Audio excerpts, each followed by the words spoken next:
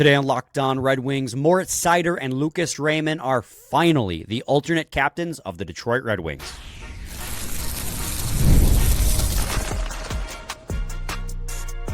You're Locked On Red Wings, your daily podcast on the Detroit Red Wings. Part of the Locked On Podcast Network, your team every day. Welcome back to the Locked On Red Wings podcast. We are your hosts, Brian Fisher and Scotty Bentley, part of the Locked On Podcast Network, your team every day. And you can find us wherever you find your podcasts. Scotty, the big news of the day came not from practice, but from Todd McLellan's media availability later afterwards. That Moritz Seider and Lucas Raymond, after speculation on a lot of people's parts, including our own, are the alternate captains for the Detroit Red Wings. No rotation this year, not 7 guys rotating A's, 2 guys. Moritz Seider and Lucas Raymond are your alternate captains. So we're going to talk about that here in segment 1. We're talking about our feelings towards that. It's going to be obviously a little bit of a rehash from the conversation we had the other day. And then we'll also then move into the final season's predictions that we have for the Detroit Red Wings in segment 2. Like, now that the roster is set, what should we expect? And then segment 3, we'll talk about Connor McDavid's contract and probably a little bit about Jake Wallman's contract too, because they kind of go hand in hand, signed around the same time. But before we can get to any of that, today's episode is brought to you by FanDuel.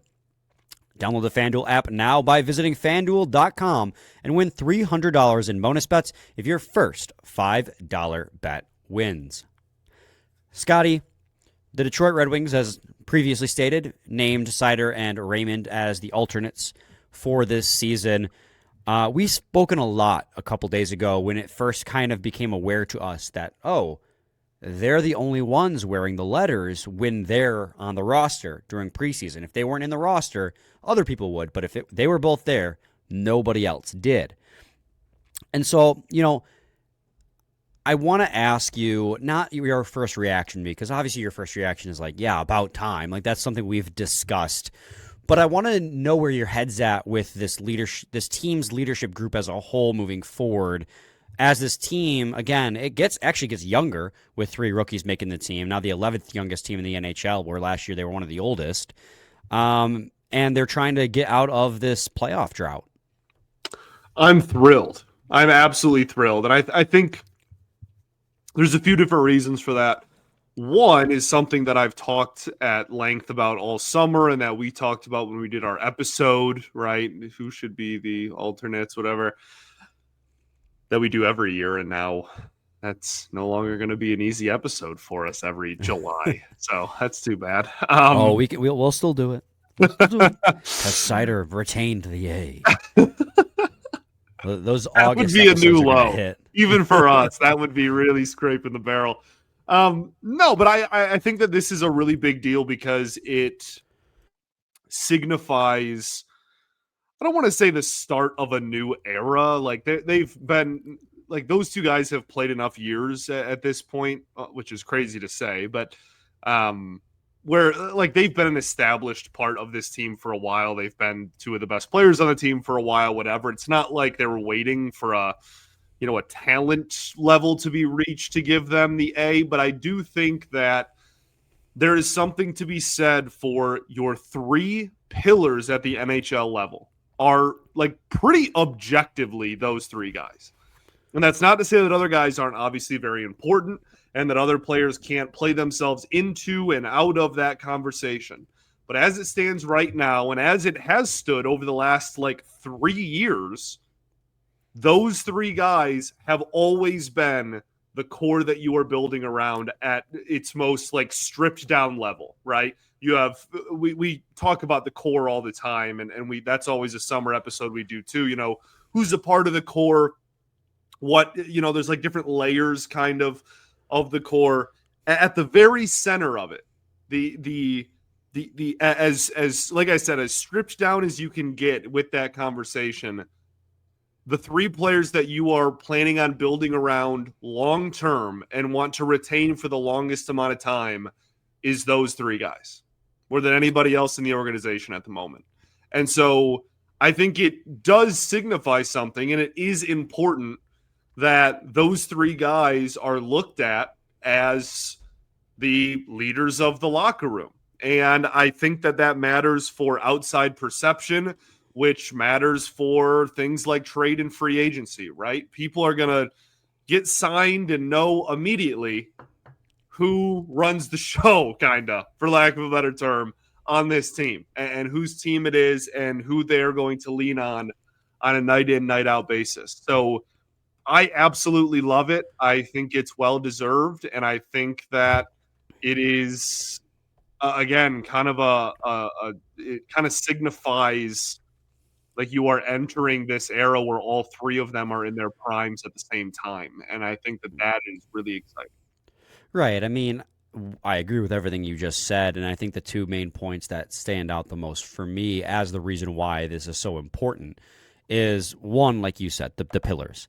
These are the core of the Detroit Red Wings. These are the guys you're building around. They're the guys who are going to be here the longest. I think Larkin has 5 or 6 years left on his contract. Seider has 6 years. Raymond has 7 years. Like, you want to build around your core. You want to establish that leadership group and have it stand. And then the second one is just like they're your best players. And it's not always the case where your leaders are your best players on your hockey team. You can definitely have leaders who are way better on the bench and in the locker room than they are on the ice. We've seen that in Detroit, especially when the Red Wings were in the struggle bus years.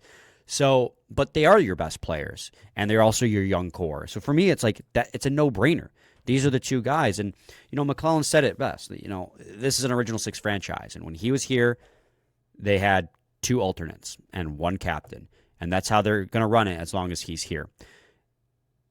Stark contrast from what we saw last year under Derek Lalonde, where the team rotated 6 leaders, right? 6 A's, 6 alternate captains, something ridiculous. It was a high number. It was like 5 or 6. It was Kopp, Comfer, Sherratt, Seider, Edvinsson, Kane. So at least 6, if not more. There might have been another one in there that I'm forgetting about. And there is something to be said about what Lalonde was trying to accomplish in doing so, but it just felt like it felt indecisive.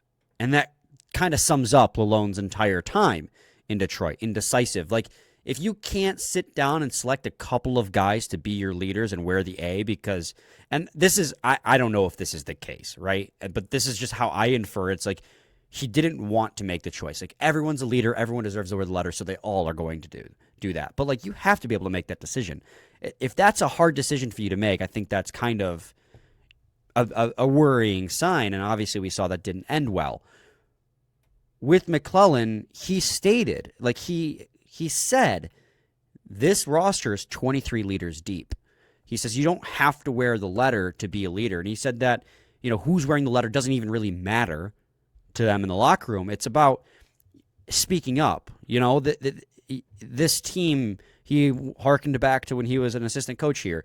Kirk Maltby didn't wear an A. He was still a leader in the locker room. Every single player in the locker room is a leader. Andrew Kopp is a phenomenal locker room leader. We know Ben Sherratt is a locker room leader. Patrick Kane, of course, is a locker room leader. Wearing the A doesn't mean you're not a leader. Wearing an A, not getting the A, doesn't signify for management or the coaching staff in this instance, you're not a leader on this roster, because they all have to be. They all have to step up. And McClellan mentioned, he's like, wait, I don't get the leadership group together. I meet with the entire team or I meet with one individual, because I expect every single person on this roster to step up and be a leader. So it is great that this team has solidified its A's. That McDavid, we're talking about him later. Wish he was on the Red Wings, but he stayed with the. I'm down. Yeah, but believe it or not, hot take. 3 years. 3 years. We'll see. All right, dude. Seider and Raymond wearing the A's is tremendous for the direction of the organization, tremendous for the development of these young players.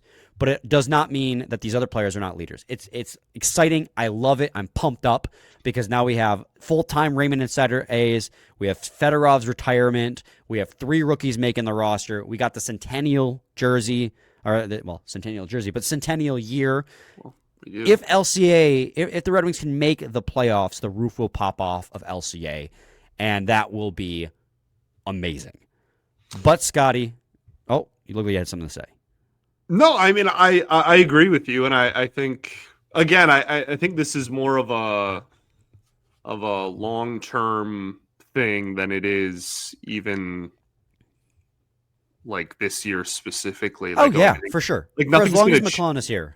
Right, like nothing's going to change in the locker room this year from last year. It's pretty much the same group plus rookies. Like, you know what I mean? Like it's I'm sure it's going to be the same cast of characters that step up, but I also think it's very important to identify like, okay, these three young guns are like the guys, and they are the ones at the end of the day that that this organization is kind of revolving around, if you will.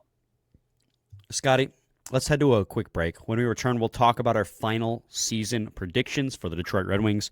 3 rookies on the team, so expectations might change a little. We'll see. We'll talk about that in segment 2. Then in segment 3, we'll do McDavid contract reaction. Stay tuned. Segment 2 of Locked On Red Wings. You just realized your business needed to hire someone yesterday. How can you find amazing candidates fast? Easy. Just use Indeed. When it comes to hiring, Indeed is all you need. Stop struggling to get your job posts seen on other sites. Indeed's sponsored job posts put your post at the top of the page and help you reach the right candidates faster. I've been in that spot where I needed to hire someone like yesterday, and the pressure's on, and every day without the right person is a setback. That's exactly when Indeed's sponsored job posts can come in handy. They make sure your post is seen by the right candidates right now. Now, you can speed up your hiring process with a $75 sponsored job credit. Just go to Indeed.com/lockedon right now and support our show by saying you heard about Indeed on this podcast. Terms and conditions apply. Hiring, Indeed, is all you need. Indeed it is. All right, Scotty. 3 rookies have made this roster. Emmett Finney, Michael brandsegg-nygard, and Axel Sandin Pellikka, while Eric Gustafsson was waived. Still on the roster, however, because JVR is listed as non-roster, and Justin Holl sent down to the minors. What I want to know, Scotty, from you is, where in the division you think the Red Wings can possibly finish now with the 3 additions of these rookies, and if your point total has shifted at all for the Red Wings because of these additions. Yeah, this is tough for me. This is a scenario where I won't cop out, and I will get an exact point total here before the episode ends, I promise. But this really feels like the perfect year to kind of have what's the ceiling and what's the floor, and not because it's like, oh, it could be anything in between. Like, it just feels like it's going to go really well or really poorly to me. Like, it really does feel like a situation where it's like, okay, not much is going to change. You have a lot of youth and rookies on the roster that you're going to rely on, and that's dangerous, a dangerous game to play. And the wheels fall off, and you sell at the deadline, and it ends up being like looking like a rebuild team after the deadline because it's just all young players. Or it's, wow, these kids are actually super legit, and you have your young core, and you stay healthy, and you go and you get in a position where you can even buy a little bit at the deadline, and you don't have an epic collapse for the 4th year in a row, and there you go. So like I feel like it's an inverse bell curve. Like I feel like it's like very likely that it either goes really well or really poorly, and it's not like mediocre, middle of the road season. So I do think that, I guess what I'm trying to say in way better English is just that I think that the ceiling has been raised, even if the floor has also maybe been lowered. And we talked about that obviously earlier this week, but I think that I am more optimistic about the season now than I have been all summer. Yeah, I fully agree with you. I think worst case scenario, right, is probably the same. For the players, right, these rookies, they aren't impactful. They struggle. They can be sent back down, and those vets that we know what we have come back up. I think your worst case scenario of finishing like 6th is still the worst case scenario. Like, I don't think this team's bad enough to be 7th or 8th in this division with Boston and Buffalo could surprise us, but for them, it's still believe it when I see it. But they've also lost a couple of young, good players in J.J. Peterka and Dylan Cousins. So, while they did replace that with Kesselring and Josh Doan, it's just, I don't buy it. So I think the worst case scenario for them is still finishing 6th in the division. But I do think, as you've put it, the best case scenario has changed. I think the ceiling now, not astronomical. I don't think they're going to finish like 3rd or 2nd in the division, but I think they could finish 5th in the division, and 5th in the division last year made the playoffs. So I think what you've seen is you have given yourself to raise the ceiling. You've given yourself the ability to raise the ceiling, rather. Move that needle, get into the playoffs with the talent these young players have. So I think they could surprise, get 91 points, make the playoffs with 5th place if, and this is a big if, the rookies, of course, make an impact. You're banking on that upside being what hits. I still just think the floor is probably relatively the same. It's probably 6th in the division. So it's definitely a gamble that's worth gambling on. I think it goes Boston 8th, Buffalo 7th. In the best case scenario, Montreal 6th, Detroit 5th, Ottawa 4th. This is where it gets tough because obviously Toronto losing Mitch Marner is huge. Florida's lost now Barkov and Matthew Tkachuk for at least half the season in Tkachuk's case. So I could see Ottawa leapfrogging one of those teams. I don't know. Is that crazy to think? No. Florida with 3 straight Stanley Cup final trips, short summers, and key injuries. I could see Florida dropping down to the wild card and Ottawa jumping up into like the 3rd seed. Toronto 2, Tampa Bay 1. I don't know. Yeah, the prediction of like the Florida subpar regular season is a popular one, and just the one that I don't. Like, I understand the injuries and whatnot, but, like, I just don't subscribe to that fully. Like, obviously, I don't think they're going to, like, win the Presidents, but I think that team is very, very deep top to bottom, and I still I don't know. I still think over the course of the regular season that's important. And but I don't know, man. If you would have asked me a month ago if the Wings had a chance of eclipsing 90 points, I probably would have said no. And now I'm not like guaranteeing it. I'm not coming on here and I'm just like, oh, I'm super confident the Wings are definitely going to win, have 92, 93 points or whatever. But I at least think that it's like obtainable. Like I at least think that they have enough momentum going for them right now. And based on what we've seen so far, that's at least like somewhat feasible and on the table. And, yeah, that's something that even like going into training camp, I wouldn't have said. Even in the first week of training camp, I probably wouldn't have said. So I don't want to be the person that gets, I don't know, too hyped up for like preseason and what we see in preseason and training camp and whatnot. But it's really hard to ignore 3 highly regarded rookies on the team. And on top of that, and I think arguably more importantly than any of the personnel changes is the stylistic change. And is the X's and O's that we have seen in the preseason where they have just been a far more aggressive team in the neutral zone than they ever were pre-McClellan. And I mean, even in like the offensive zone too, but like the forecheck in the neutral zone especially, and just like aggressive, more just like crashing the puck handler, I guess, more than anything in the neutral zone is just something that we haven't seen from this team in the entire Lalonde era. So I think that might carry more water for me than any of the personnel changes. And I really like all the personnel changes as well. So I think that's kind of where my head's at. When we come back, we'll talk Connor McDavid contract extension. Stay tuned to segment 3 of Locked On Red Wings. The NFL season is here, and FanDuel has an offer you don't want to miss. Right now, new customers can bet just $5 and get $300 in bonus bets if you win. That's right. Pick a bet, put down $5, and if it hits, you'll unlock $300 in bonus bets to use across the app. You're going to love using FanDuel because it gives you so many ways to play. You can build parlays, try player props, or even follow the live lines during a game. It makes watching football even more exciting when you got a little something riding on the action.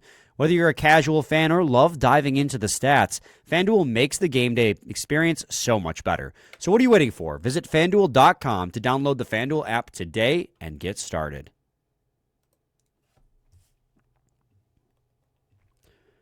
Segment 3, Locked On Red Wings podcast. All right, Scotty, yesterday being Monday, because we're recording this on Tuesday evening, Connor McDavid signed a contract extension. And when the news broke that he was nearing an extension, I was bracing myself. I was like, here we go.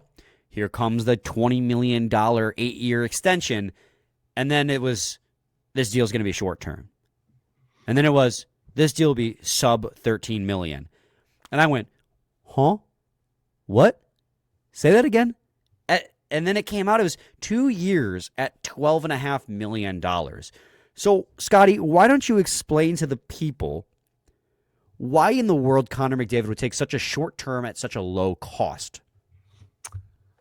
Well, he wants to win a Stanley Cup. I think he's probably the best way to describe that.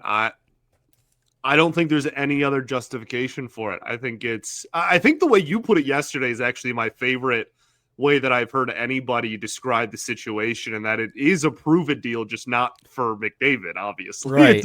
It's a prove-it deal for the Oilers front office, and it's a prove-it deal for them to prove that with the money that they don't spend on him, because there was a follow-up report on Tuesday morning that said he could have gotten over 20 mil if he wanted. Mm-hmm. Like, that was on the table, and that was discussed, was him eclipsing 20 million a year. Which would have made him obviously comfortably the highest player in the history of the NHL. Wouldn't have even been particularly close. There's a chance he was 5 mil over that. So yeah, I think that is really what this is. He goes, you know what? I'll take about the same amount of money I've been taking, and you go get me a cup roster with that. And then they immediately turn around and spent the excess on Jake Walman. Yeah, spent all of that excess money on Jake Walman. So it'll be interesting to see what happens there. So before I get into the Jake Walman stuff, right? I think there's 3 things at play here, and a couple of things you've already noted. One is obviously the flexibility, right? Him taking $12.5 million for 2 extra years, and remember, guys, he still has 1 year remaining at his current $12.5 million. So he took the same amount of money over the next 2 years now to give the Edmonton Oilers the flexibility to build around him and build a Stanley Cup roster. Premium discount. I'm betting there's a lot of players in the NHL that aren't on the Edmonton Oilers that are going, dude, what the hell? Oh, pissed, dude. The best player in the NHL took such a steep discount to stay where he's at in a surging cap era where, Luke Hughes got $9 million. Jackson Lacombe got $9 million. Jake Walman got $7 million. That are free agents next year that want to punch McDavid in the face. Right. And are like, dude, you were the market. It's not too often you see someone who is just so head and shoulders above everyone else that you just know that he is very obviously the best player in the sport and should be the highest player in the sport, highest paid player in the sport. And so it is, and especially in a salary cap sport as well, it's not very often you get a complete market setter. One guy, one human being literally changes the market for every single person in the entire NHL, no matter what your role is. And that is what McDavid was going to be when, next off season, but now it's just what he will be in, 3 off 3 seasons. years. So yeah, it's kicking the can down the road. It does kind of, I'm sure, frustrate some of the guys who are going to be free agents next year and the year after. But at the end of the day, this is a guy that is desperate for desperate has a negative connotation. He really wants to win a Stanley Cup. I'm not trying to say he's he's still getting paid $12.5 million a year. Right. He is he just really wants to win a cup, man. Clearly more than anything else at the moment. So and I can respect that.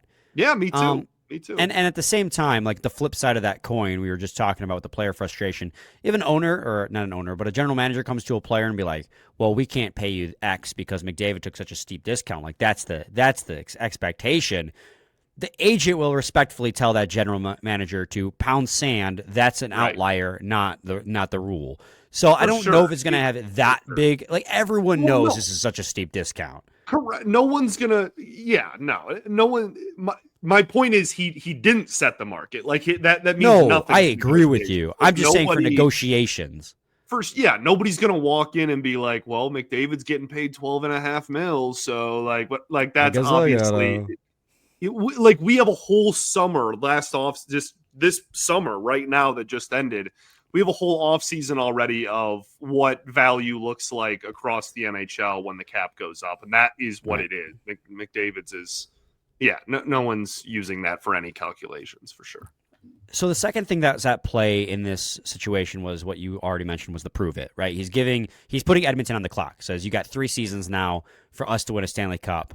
And if you don't, well, then I can hit the free agent market. We've already mentioned that, so don't need to get back into that. The third thing at play here for me is I think in his mind, with the cap surging right now, if he waits out the surging cap for it to settle back down, because remember, it's jumping so large right now because we had a flat cap through COVID for so long.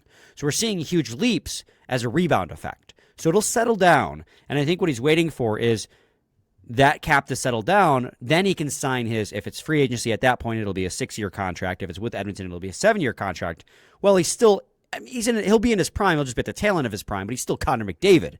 So at that point, he can then get the, $25 million contract, $30 million cap contract. It depends where the cap's at that point. So I think that's in play too. Like this short-term contract kind of, while he's taking a steep discount now, he's allowing himself to make even more money down the road, and assuming he stays healthy and productive.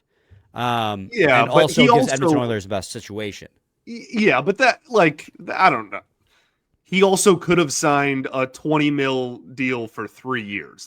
He's not he's objectively losing money. Like this is not gonna come back and he was always gonna get paid a ton 3 years from now, and he could have gotten paid a ton now. This is very strictly just, I want to win, and I'm going to help the organization as much as I'm comfortable to do that. So the other big contract, we've already said, Jake Wollman signed a 7x7 with the Edmonton Oilers, and astonished is probably the correct word for that. For me personally, Scotty, the $7 million does not surprise me too much. I do think it's a tad high, but with the cap rising as rapidly as it is, the cap hit for him does not bother me nearly as much as the term.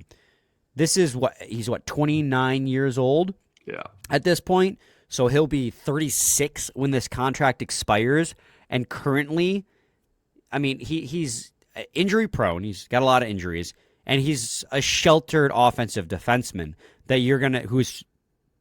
those kind of defensemen don't typically age well. So as this goes on, he's going to get worse and worse. I think for the short term, it makes sense because, they're selling out for a Stanley Cup. So what does Edmonton give a crap if 5 years down the road, Jake Wollman is, dead cap? But it's just, I saw the 7x7 for Jake Wollman, and don't get me wrong, this doesn't excuse the Steve Yzerman trade any stretch of the imagination. This is a valuable hockey player who last year would have made Detroit better if he were on it just based on his skill set. But I also do not believe he is a 7x7 player either. I think he is a sheltered third-pair defenseman who gets offensive zone deployments at his best as a second-pair defenseman, but again, in sheltered deployments. I just don't think, and we saw it in his final year here in Detroit, when he was with Moritz Seider and was playing those ridiculous defensive zone minutes, he struggled. So it's fine, whatever. Edmonton is going to do what they want to do. They're trying to build a team, so what do they care how it looks in 4 or 5 years? It's just that I'm glad we didn't sign that kind of deal. I'm just completely over this entire thing.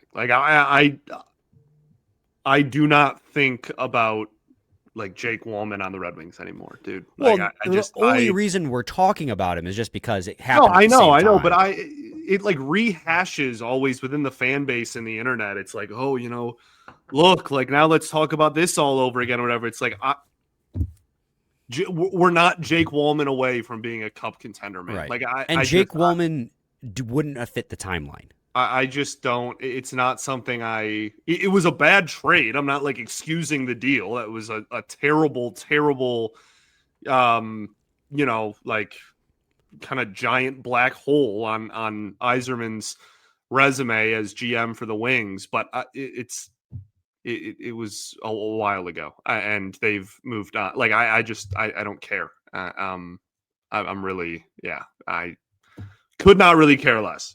Good job. All right, fair enough. Scotty, any final thoughts? We ball. We ball. We'll be back with a new episode tomorrow previewing the first regular season game of this season. So stay tuned for that. Same time, same place. It's your team every day. Every day.